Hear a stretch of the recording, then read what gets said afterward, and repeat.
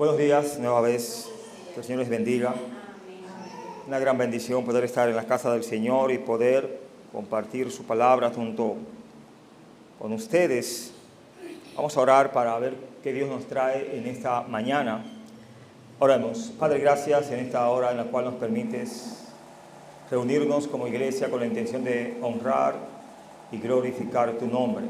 En esta mañana de adoración, Señor, nuestros corazones rendidos hacia usted, pedimos que nos humilles, nos enseñes a andar por el buen camino, Señor, que usted ha trazado en nuestras vidas. Una vez más, aquellos que han puesto en su corazón estar aquí, que tu poder les pueda hacer llegar y poder gozarnos, oh Padre, a través de tus enseñanzas. Guíanos, diríjanos. Apelamos de paso a la sangre de Cristo, que sea la que nos limpie, nos dé la purificación necesaria para así, Señor, rendir culto y loor a usted, Señor. Gracias, todo esto se lo pido en el nombre de Jesús. Amén. Bien, hermanos, pueden sentarse. Hemos estado compartiendo en este libro de los Colosenses enseñanzas que el apóstol Pablo se interesó en compartirles, aunque en cuerpo presente no pudo estar con ellos o de mano directa pasarle estas enseñanzas.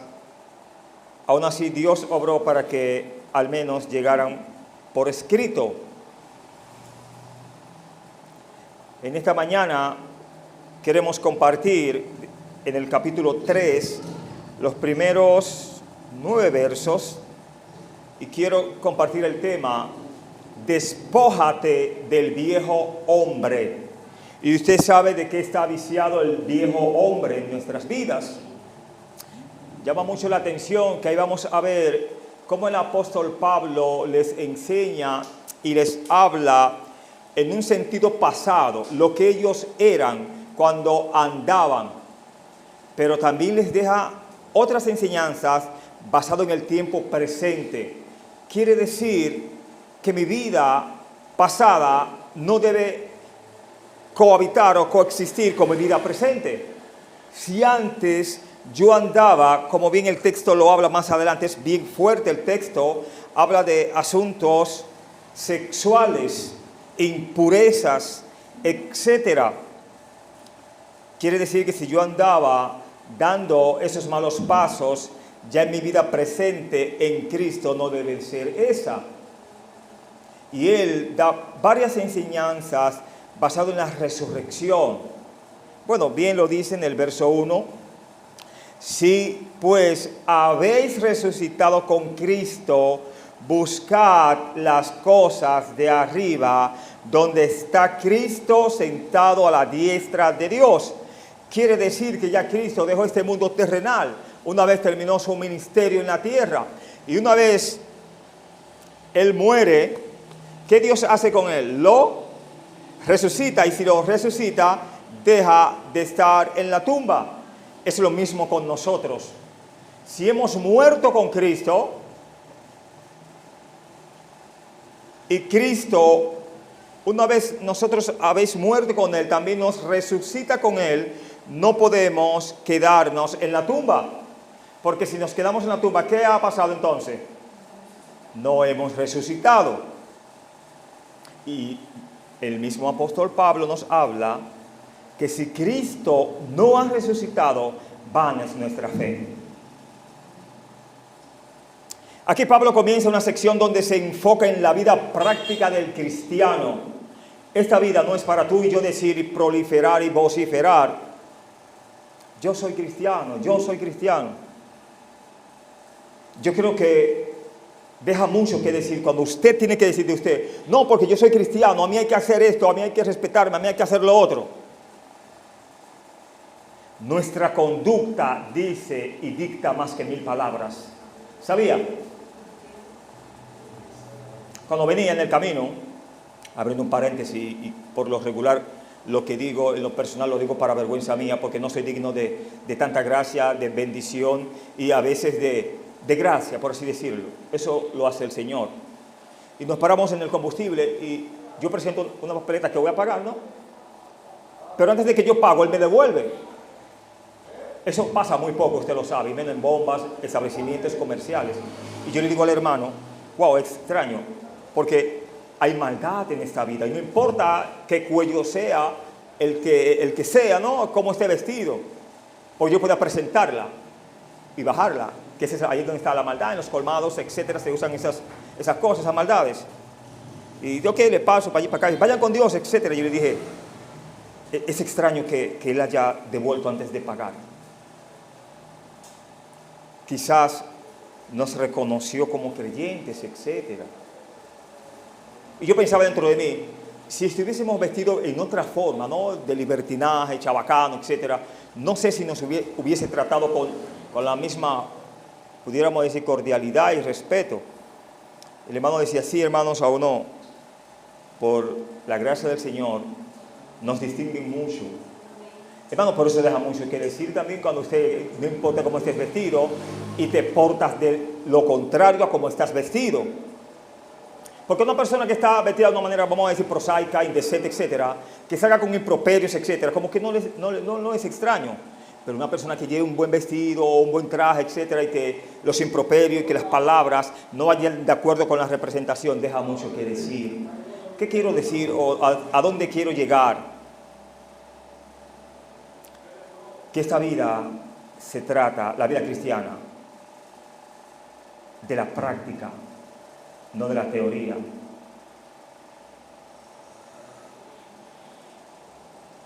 Usted puede estar muy bien vestido y estar en silencio, pero bien vestido cuando habla, sus palabras no van de acuerdo con lo que usted lleva en sí. Yo sé que toman la idea, déjenme seguir.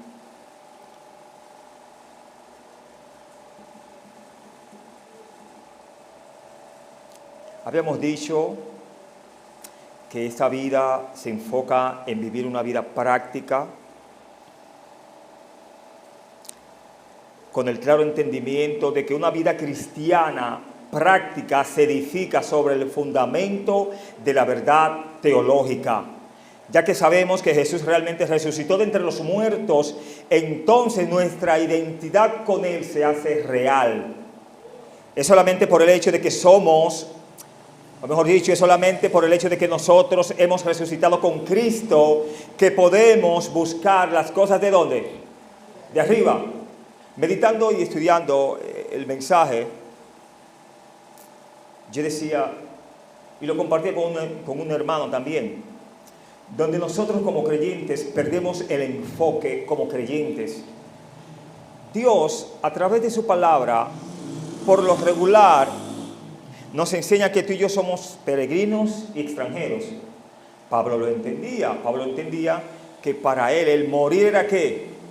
Cristo. Y el vivir él era ganancia. O sea que de la forma que estuviera, o en la tumba o de pie, para Cristo vivía. Pero hoy en día, lo digo, no sé la palabra que decir, usted elige la palabra, le voy a dar opción a usted, usted la elige en su mente. Hoy en día vivimos como muy lejos de que Cristo viene. Hoy en día vivimos muy poco alentándonos. Hermanos, estamos muy arraigados a esta vida, y esta vida no nos pertenece. Alguien decía, se coge mucho trote y mucha lucha para llegar allá. Coge el guagua para aquí, coge el guagua para allá. A lo que respondía, hoy me voy en carro. Ay, sí, porque eso es. Y le buscamos todas las patas al animal que usted elija, ¿no? Y yo pensaba, el Espíritu Santo me conmovió a hacer un silencio más profundo del que yo siempre por lo general llevo. Y yo decía, contestándole en mental a la persona, no hablé, quizá podía pecar. Se coge trote, se coge lucha, etcétera, etcétera. Pero hemos pensado lo que el Señor hizo por nosotros, cómo fue a la cruz, cómo fue tildado, cómo fue, pudiéramos decir, abusado. Y aún así, nuestro Señor fue con gozo a la cruz. A veces solamente pensamos en nosotros, lo que yo hago, lo que yo hago. Pero a quien tú le sirves, Él lo hizo todo y murió. Al menos en esta vida, de este lado de Occidente, son muy pocas las noticias trágicas que escuchamos de creyentes que han muerto por rendir culto, por hacer cultos, etcétera, o por llevar la palabra de Dios.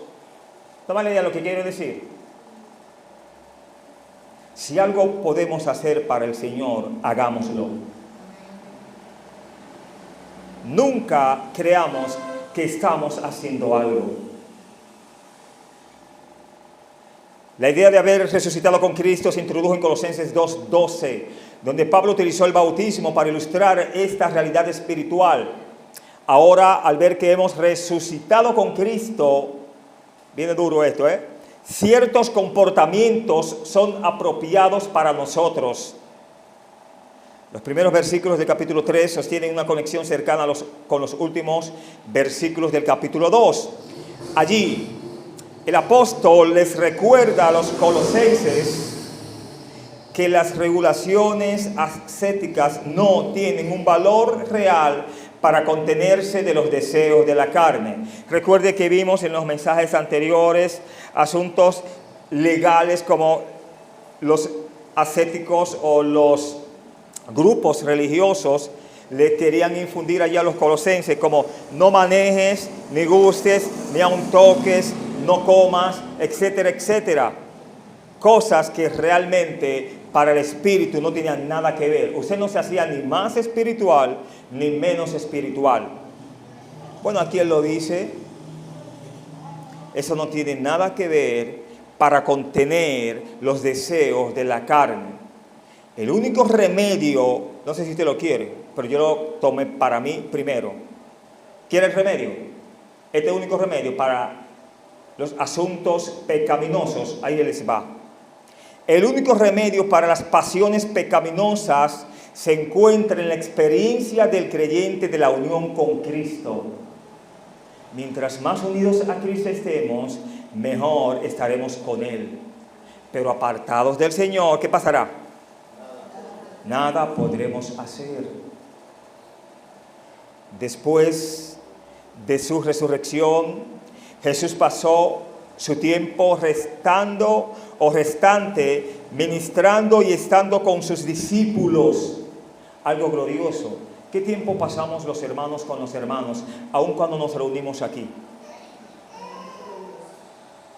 Si llegamos tarde no vamos a durar mucho tiempo compartiendo. Pero si llegamos temprano podemos recibir múltiples bendiciones, si no del hermano, del Señor. Porque usted viene a la casa del Señor. Pero seguimos aquí. Nosotros deberíamos hacer lo mismo, vivir nuestras vidas para servir y estar unos con otros. Yo no puedo sentirme mejor con el que no sirve a Dios que con el que sirve a Dios. Y mire que usted y yo tenemos que tener la paz con todos. Pero a mi hermano, el Señor me exige y me manda que lo ame, que lo soporte. No, que él es difícil. Dios me manda que lo soporte, que ore por él. Cuando viene a ver que no te soporta, es él a ti. Y tú crees que es él. Porque recuerda que hay una misma medida de aquí a allá. O es más de aquí a allá. Y de aquí es menos. ¿Qué significa que Cristo ya resucitó? ¿Qué pasó después que Él resucitó? Después de su resurrección, Jesús vivió con un poder sobrenatural, con la habilidad de hacer cosas imposibles. Nosotros deberíamos hacer lo mismo con el poder y la facultad del Espíritu Santo. Si Cristo resucitó, y el texto me dice, si habéis resucitado con Cristo, entonces ambos de una manera hemos resucitado. Hemos muerto para el mundo y hemos decidido vivir para Dios, para Cristo. Pero hay que pagar un precio, vivir para Cristo. Después de su resurrección, Jesús anhelaba el cielo, sabiendo que pronto ascendería allá. Nosotros deberíamos hacer lo mismo, reconociendo que nuestra ciudadanía está ¿dónde? Pero hablamos muy poco de eso. Y a veces hasta nos extrañamos y nos angustiamos cuando tal vez escuchamos la expresión, si no nos volvemos a ver, nos veremos en el cielo. Y te haces así, ay, no me diga eso, hermano. ¿Y para dónde usted cree que nos vamos? nuestra morada final, ¿cuál es? ¿O somos eternos en esta tierra con este cuerpo mortal, con esta corrupción? No, ni lo queremos tampoco. El texto sigue hablando o diciendo, donde está Cristo sentado a la diestra de Dios, una posición de descanso, entronizado y con gran gozo. Para enfatizarlo aún más, Pablo añadió la frase sentado a la diestra de Dios. Esta frase particularmente hace alusión al Salmo 110, donde, si mal no recuerdo, habla, donde dice, siéntate a mi diestra hasta que ponga a tus enemigos sobre tus pies, bajo estrado de tus pies, ¿no? Allí enfoca su atención en el gobierno soberano que Cristo ahora ejerce, el mandamiento de aspirar a las cosas ¿de dónde? De arriba. Es un mandamiento para meditar y reflexionar en la vida de Cristo y en el hecho de que Él está ahora entronizado como el Señor del mundo. A veces nos enfocamos y nos angustiamos en nuestras débiles batallas. Ay, tengo este problema, tengo este dolor, necesito esto, necesito aquello. Pero cuando usted piensa en que todo lo que usted necesita, la respuesta está arriba, con orar y pedirle a Dios, ¿basta? ¿Qué usted cree? Poned la mira en las cosas de arriba. La mejor vida cristiana proviene de las mentes que tienen la mirada en las cosas de arriba. Ellos se dan cuenta de que sus vidas están ahora escondidas con Cristo en Dios. Y como Jesús está entronizado en el cielo, los pensamientos y corazones de ellos están conectados en el cielo también. No hay nada más delicioso que tener una conversación basada en las cosas del cielo, en las cosas de arriba. Porque cuando yo vengo donde usted con mis problemas, ¿no tiene usted problema? Se van a acarrear más problemas, usted va a llenar al hermano con sus problemas. Pero ¿por qué no hablar que un día habrá cielo nuevo y tierra nueva, donde no se hablará más de dolor? Mire que hay muchos dolores para todos, ni llanto, ni tristezas, porque las primeras cosas pasaron. Usted no recordará dónde era que no o que le dolía. El texto habla en el verso 3.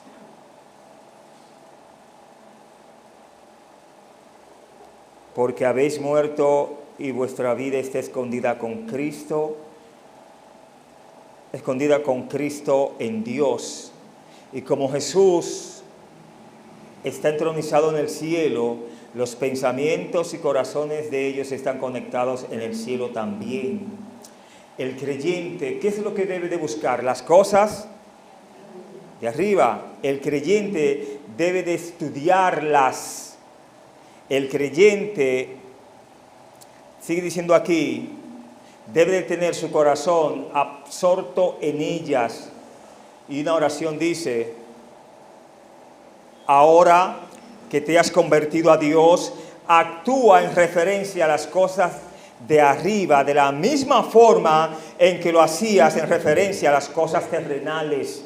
Usted y yo sabemos que en ciertas fechas se daban ciertas fiestas y no había que haber ciertas fechas para haber fiestas, siempre las hay.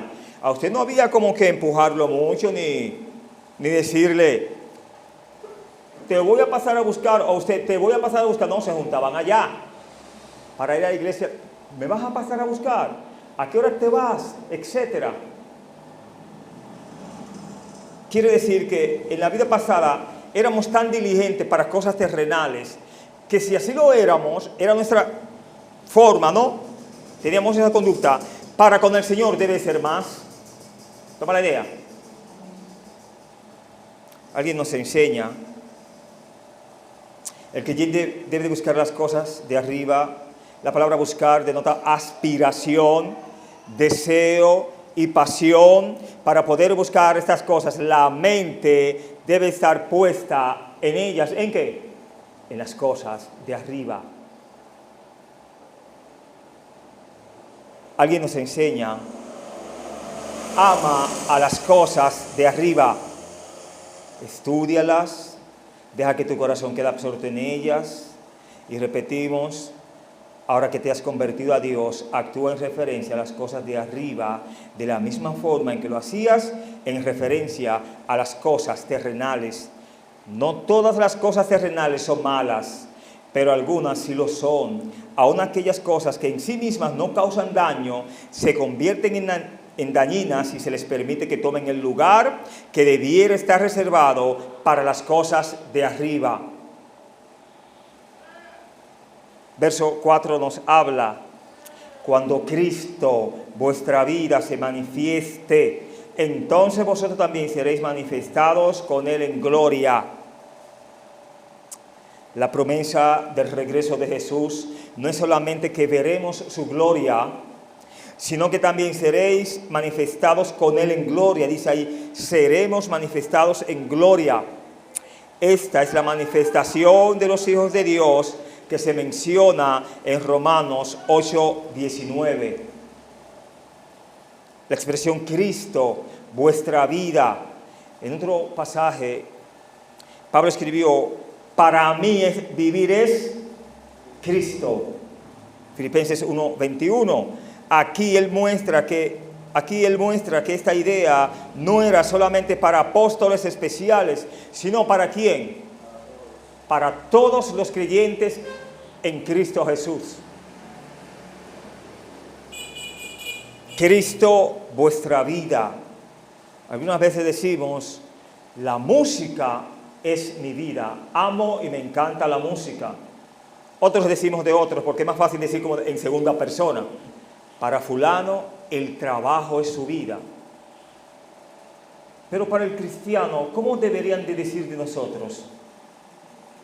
¿Qué usted cree? ¿Se dice eso? Usted lo dice de Cristo eso.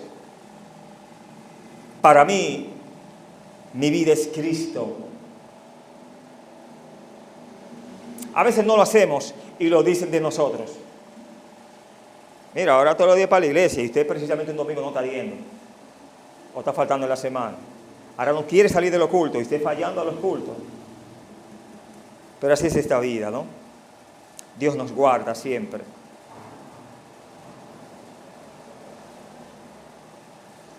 ¿Es Jesucristo tu vida? En aquel día todos verán a los santos de Dios por lo que realmente son y no por lo que solamente parecían ser en este mundo. En un momento se dirá, Pablo, el prisionero, un judío excéntrico para los romanos y peor que un traidor gentil para los judíos. Pero un día será visto como el apóstol Pablo, aquel que fue siervo del gran rey. Y eso es lo que tú y yo debemos de reflejar en esta vida, siervos de Jesús. Que hemos dejado las cosas de abajo y hemos decidido buscar las cosas de arriba. Con esto quiero pasar a los versos 5 a 7, donde en este punto de enseñanza vemos: haced morir las cosas que están en contra de Dios y apártate del mundo. Bien lo dice el texto. Haced morir, pues, ¿qué? En nosotros, y vamos a frenarlo ahí, que todavía hay mucho que cortar. Al menos aquí, hasta ahí nos pide que hagamos morir lo terrenal en nuestras vidas, ¿no? ¿A qué apunta esto? Según el verso 5. Apunta a nuestra identificación con el resucitado y entronizado Señor Jesús, mencionado en los primeros 4 versos. Es debido a que entendemos este hecho que podemos hacer morir las cosas en nuestra vida que son contrarias a nuestra identidad con Jesús. Y les voy a dar un remedio para cómo podemos dejar morir lo terrenal. Dice el verbo necrosate, que literalmente significa hacer morir. Es una palabra muy fuerte, sugiere que no debemos simplemente suprimir o controlar actos y actitudes perversas. ¿Qué debemos de hacer? Debemos eliminarlos, debemos de exterminar completamente con la vieja forma de vivir. Hermanos, yo creo que si hemos decidido andar en Cristo, nuestra vida debe de ser un andar diferente a como andábamos en el mundo. Nos van a juzgar por eso. Nos van a tildar, nos van a apuntar y nos van a exigir eso. Porque ellos entienden que cuando ellos vengan al mundo nuestro, debe de ser diferente la cosa.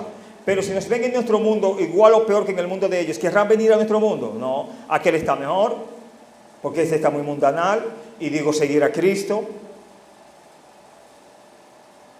Usted pudiera decirme y refutarme en su corazón, ¿no? Y quizá Dios le libre de hacerlo. ¿Usted cree que es fácil vivir una vida perfecta? ¿Usted cree que es fácil no decir mala palabra o no enojarse? Para mí no es fácil, pero para el Señor es fácil quitar todas esas cosas. Yo cargo con ellas, yo lucho con ellas, y como hemos dicho en otra ocasión, detrás de este traje hay un hombre igual pecador que debe de pedir a Dios, para colmo por la iglesia, por las oraciones que se me piden, por los que conozco, etcétera, que no hay un día donde una oración no se nos pegue, y gloria a Dios por ello. A veces voy tranquilo en la guagua cuando voy, y voy, como dice, relajándome, ¿no?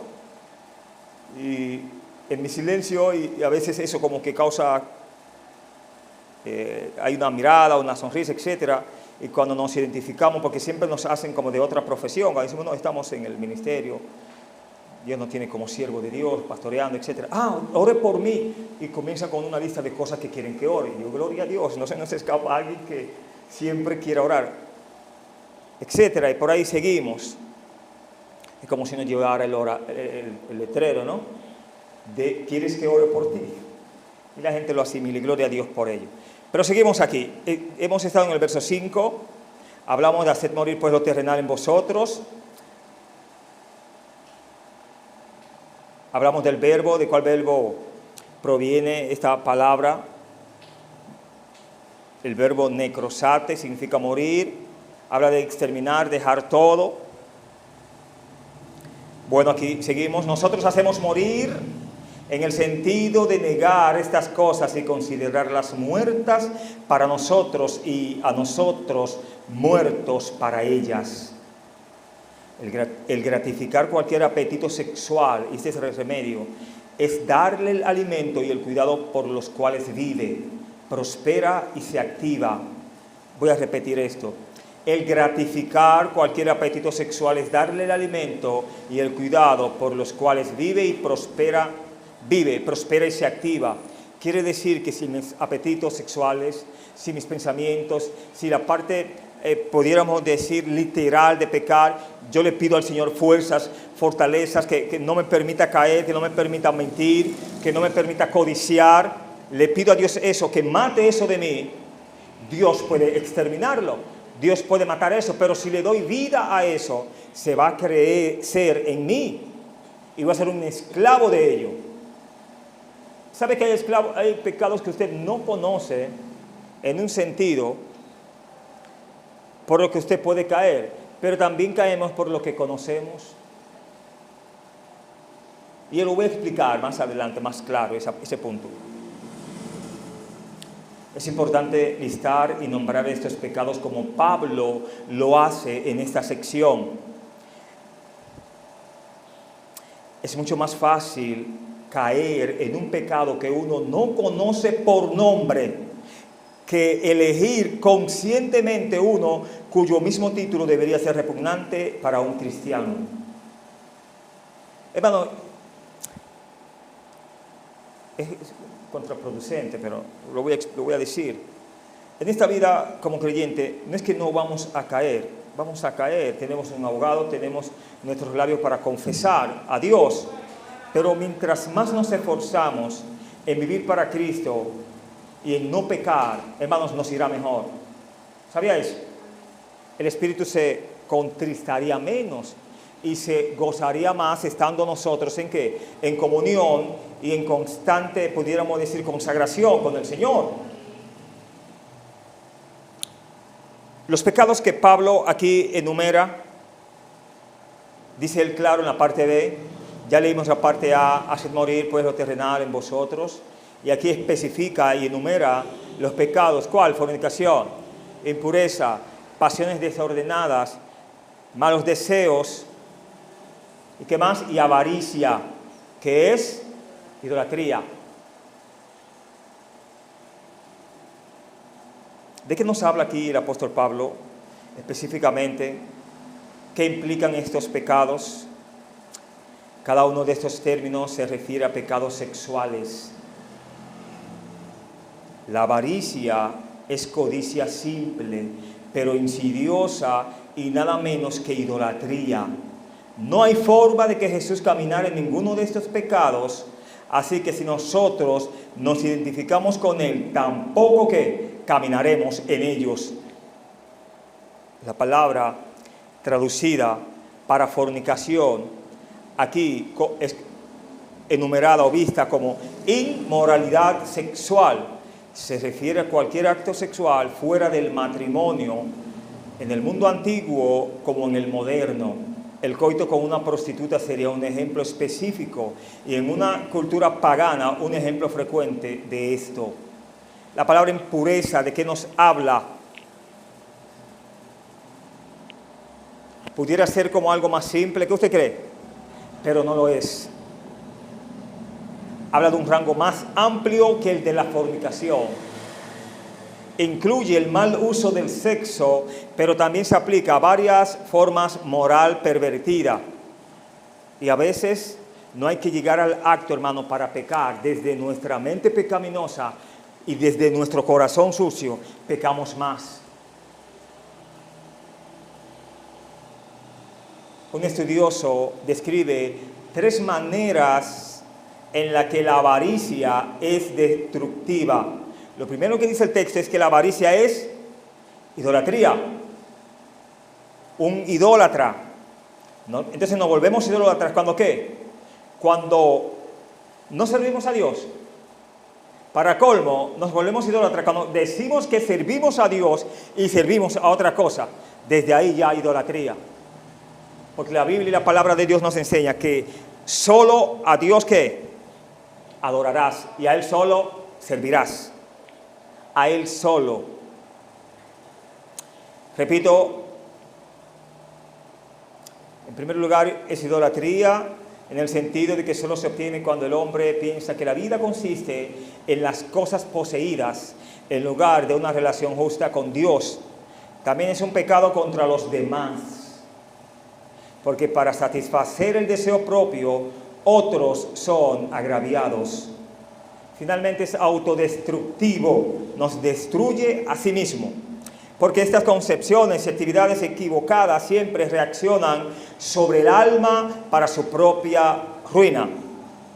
Y un estudioso añade, y sin embargo, escuche esto, y sin embargo, ¿qué corte eclesiástica o qué iglesia alguna vez ha levantado cargos a algún miembro de la iglesia por avaricioso?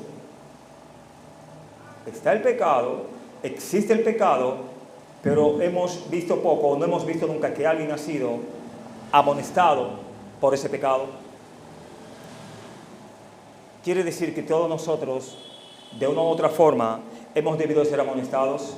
¿Qué usted cree? Pero nunca olvidemos que el que nos juzga es Dios. Y si Él ve lo que hay en nosotros, Él sabe enviar su juicio. Nunca preguntemos qué es lo que me está pasando. No, dé gracias por la bendición o por lo que estés pasando. El texto sigue diciendo cosas por las cuales la ira de Dios viene sobre los hijos de desobediencia.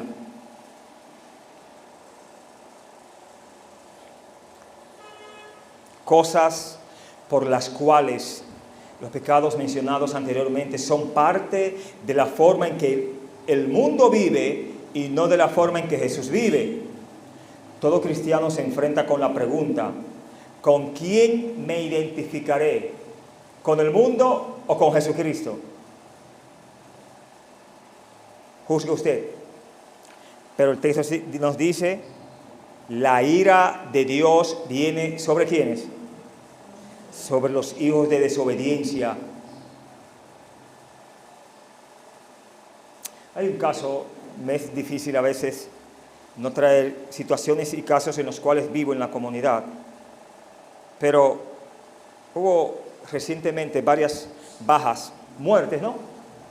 Siempre las hay, pero como que allá muere más gente de lo esperado, porque aquí pocos a veces comparten conmigo, murió tal persona, así, así. Bueno, yo les comparto, yo les traigo los míos.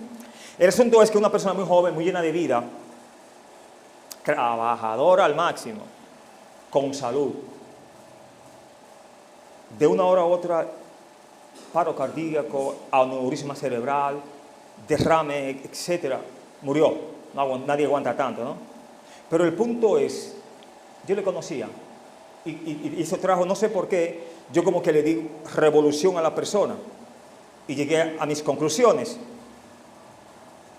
Alguien muy allegado a la persona, familiarmente hablando, digo, entonces, ¿cuál es de fulano? Así, así, iba a hacerme un trabajo en casa y mira, está en cama, está en cuidados intensivos, días después muere. Él era cristiano, yo gloria a Dios. Seguimos hablando, pero en lo que seguimos hablando, me dice, él vivía con fulana, era novio de fulana. Yo le di en mente, ok, él era cristiano, yo conozco a la fulana, no es cristiano. No compaginan las cosas. Y hay una versión, no, que él murió, no, que él era cristiano, no, que él era cristiano. Uno por sabiduría, por ser cauto, a veces no quiere como desenredar cosas. Pero tengo confianza con la persona y no puede callar. Y dice, fulano, disculpa, usted dice que él murió en Cristo. Sí, él era cristiano. Pero fulana no es cristiana y usted me dice que son novios.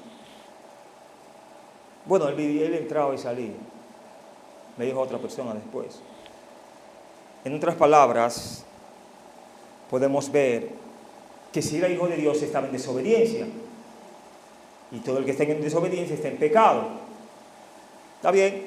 Después hablando con otra persona, me dice, mira, se mencionó demasiado la persona en la comunidad. Cada quien hablaba de eso. Nadie espera que jóvenes mueran, yo no sé por qué. Los viejos sí se deben de morir, parece, ¿no? Digo yo, y me disculpan, ¿no? Pero es como el decir, ¿no? Todos tenemos viejitos y viejos, ¿no? Y no somos ya tan jóvenes. Y alguien me decía, como murió ese muchacho, así, así. Y el Espíritu Santo, contra vamos a decir, humildad, no quiero llegar a propiedad, no. Yo dije, creo que lo mejor que le pasó a él fue que Dios se lo llevara. Bueno, ¿por qué tú dices eso? Si él estaba viviendo en desobediencia, recibió un juicio de Dios. Nadie avergüenza el Evangelio de Dios, sea quien sea. Usted puede desde predicar, cantar, limpiar, hacer, deshacer. Lo digo incluso para mí, hermanos. No hay nada más hermoso que Dios nos lleve en su voluntad y hasta si es por corrección, muchísimo mejor. Porque ¿qué pasa si yo decido vivir en desobediencia y vienen años y van años en el mundo? Vienen años y está extraño eso. Dios me ha permitido compartir con personas trágicamente en el sentido de que han estado muy bien en el Señor, luego entran en desobediencia, pero al rato Dios se lo lleva. Yo no me siento mal con mi Dios cuando nos corrige, porque yo también soy corregido, y yo sé cuando Dios me está corrigiendo, y yo sé cuando peco y necesito ser corregido. No hay nada más hermoso que si usted sabe que le debe a Dios, que Dios le cobre, y Él sabe cobrar en persona. ¿Sabía eso? Espero que me pueda entender y no me malinterprete. Pero dice el texto que la ira de Dios vendrá sobre los hijos de ¿quién? Entonces, ¿usted quiere la ira de Dios? Nadie la quiere. Pero no por cabezadora hace que llegue. La ira de Dios. Esos pecados invitan a la ira de Dios, los mencionados antes, ya que el mundo ama ese estilo de vida pecaminoso. No pueden venir con humildad a Jesús. Conforme continúan en sus pecados, les es añadida condenación. Un pecado es suficiente para mandar a cualquiera al infierno. ¿Sabía eso? No hay que pecar mucho para merecer el infierno. El que vive en pecado puede vivir simple y llanamente. Vamos a decir cómo, ¿en qué? Vivir una vida en su casa y no venir a Cristo. ¿Eso es pecado, no? Mire que no tiene que estar en pecados inmorales, sexuales, no. Está tranquilo en su casa. Incluso puede mandar el diezmo. Pero si no viene a Cristo, todo eso no le ayuda espiritualmente para nada. Pero hay aún mayores niveles de condenación como el que nos enseña Mateo 23:14. En parte, la ira de Dios viene mientras Dios permite al hombre continuar en su pecaminoso y por lo tanto autodestructivo comportamiento, como bien habla en Romanos 1:24-32, cómo el hombre decide vivir su vida. El verso 7 habla, en las cuales vosotros también anduvisteis en otro tiempo, cuando vivíais en ellas. Vivíais en ellas. Anduvisteis en otro tiempo. Habla del pasado, ¿no? Estos pecados pueden poner al mundo en rebelión en contra de Dios, pero están en tiempo pasado para el cristiano. Quiere decir que si antes yo me enojaba mucho o me enojaba, en Cristo debo de ¿qué?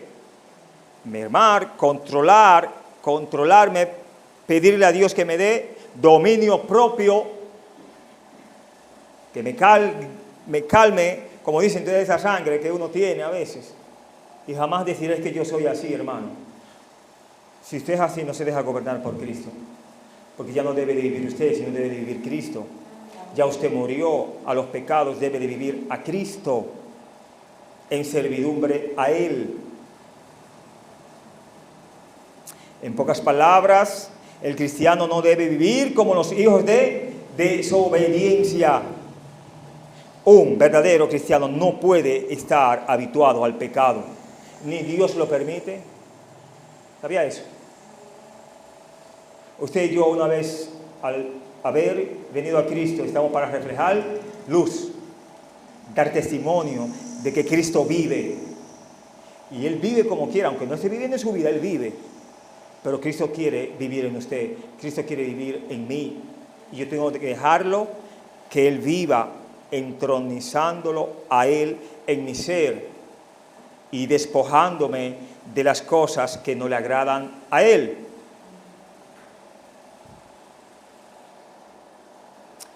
Pablo aquí nos enseña y nos dice que los cristianos alguna vez anduvieron en estos pecados.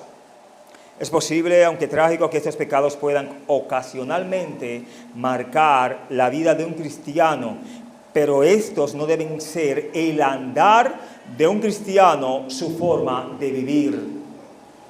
Usted y yo debemos de identificarnos como ¿qué? Cristianos.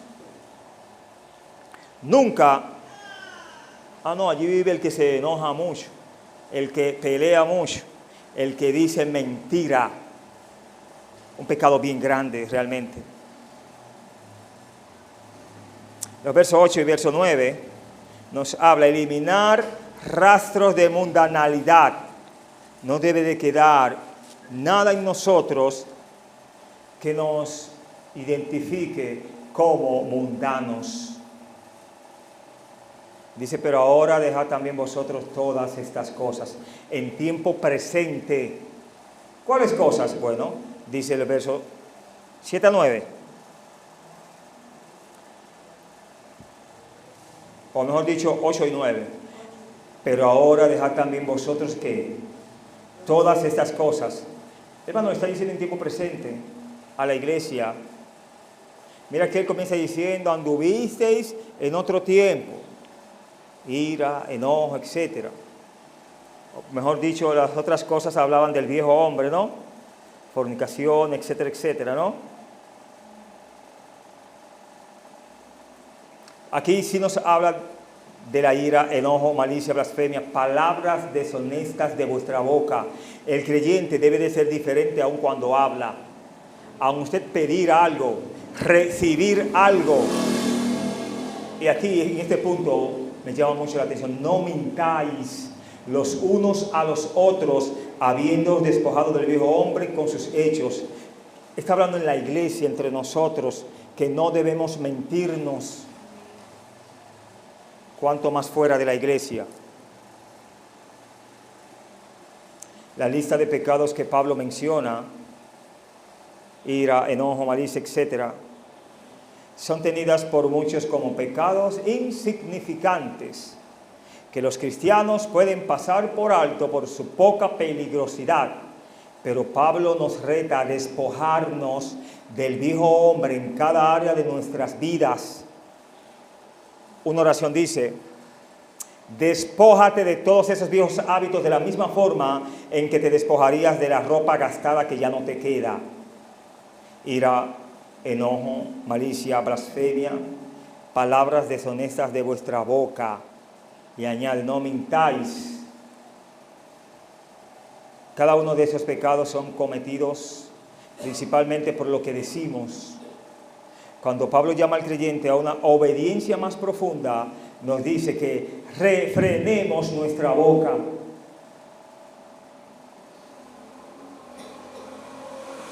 La Biblia nos enseña que el que es capaz de refrenar la lengua es capaz de controlar el cuerpo. Por eso me encanta practicar el silencio. A veces hablamos cuando no nos toca, opinamos cuando no nos toca, respondemos cuando no nos toca responder. Y por lo generalmente pecamos.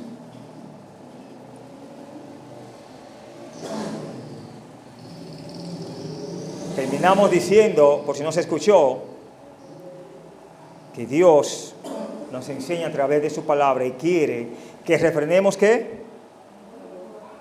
Lo quieren decir en voz baja, ¿no? No hay amplificador ni micrófono allá, no les culpo, ok, no hay problema. Y también lo dijo Santiago en el verso 26 del capítulo 1 y 3, 1 a 9, su mensaje para ello. Sin embargo, también es posible mentir entre nosotros. Ahí cuando dice los unos a los otros, sin palabras, ¿se puede mentir? ¿O usted callando una verdad? ¿O callando la mentira también?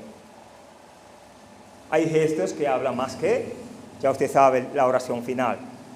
Es fácil, sin embargo, también es posible mentir los unos a los otros sin palabras. Es fácil distorsionar la verdad. Una alteración en el tono de voz o una mirada elocuente bastarán. Depende cómo usted cuente algo, le van a creer. Y más si es un chisme, si es algo para problemas. Usted le da el tono para echarle como que picante a la herida, ¿no? O mentiolea la herida.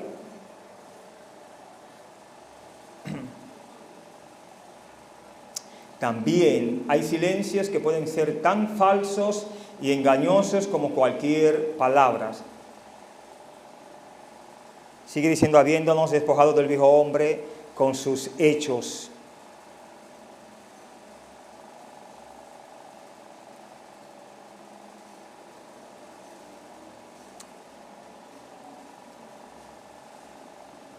Habiéndonos despojado del viejo hombre con sus hechos. Los pecados más notorios que vemos en el verso 5 son fácilmente vistos como incompatibles con la naturaleza de Jesús. Pero estos pecados insignificantes también son incompatibles, así que despójate de estos pecados también. Debemos despojarnos de todo pecado. Ah, no, tú tienes que hablar mentira en ocasiones para quedar bien. Eso me da a mí como una estocada mortal literal. ¿Cómo usted me va a mandar a mentir? Si usted miente son sus problemas, pero no me incluye a mí en sus pecados. Basta uno con las cargas y pecados que le llegan y que uno comete.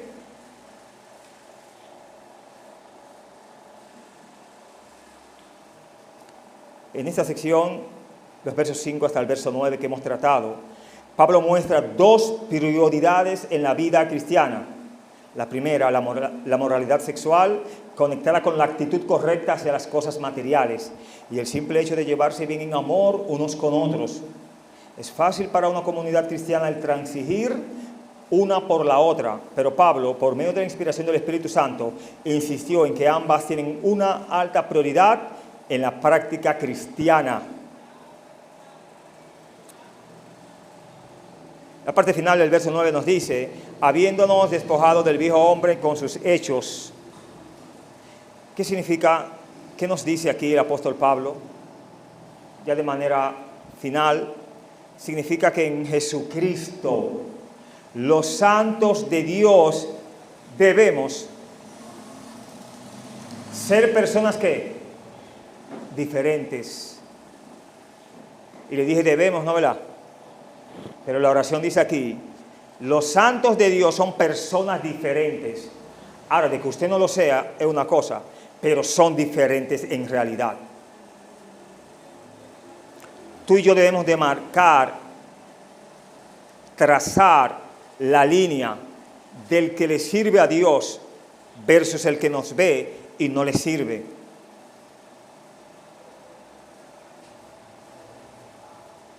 Habiéndonos despojado del viejo hombre con sus hechos. Repito, significa que en Jesucristo los santos de Dios son personas diferentes. Por lo tanto, cuando se siente una marea de pasión o una oleada de ira, se le debe tratar como el intruso alienígena que realmente es y sacarle de la casa como si no tuviera ningún derecho a estar allí y mucho menos andar dando órdenes. El único que nos debe dar órdenes es Jesús. El único que debe demandar en nuestras vidas es Jesús. Tú y yo, hacia el único lado que debemos mirar es hacia arriba, donde está Cristo sentado a la diestra de Dios. Que Dios les bendiga. Permítame orar. Padre, gracias en esta mañana gloriosa. Gracias por las bendiciones recibidas de usted. Ayúdanos a enfocarnos en las cosas de arriba, donde está usted, oh Padre, donde están las cosas que nos aprovechan. Quita de nosotros, Señor, ira, enojo. Ayúdanos a no mentir.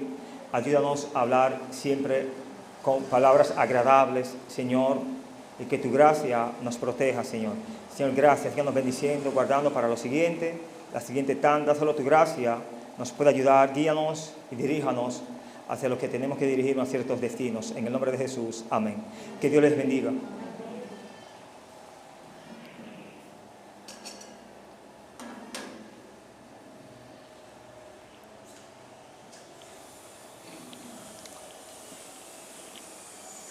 Vamos a pedirle a nuestro hermano Gustavo Arias. Está ahí, perdón. ¿Quién es? Ah, bueno, que tienen que ir también.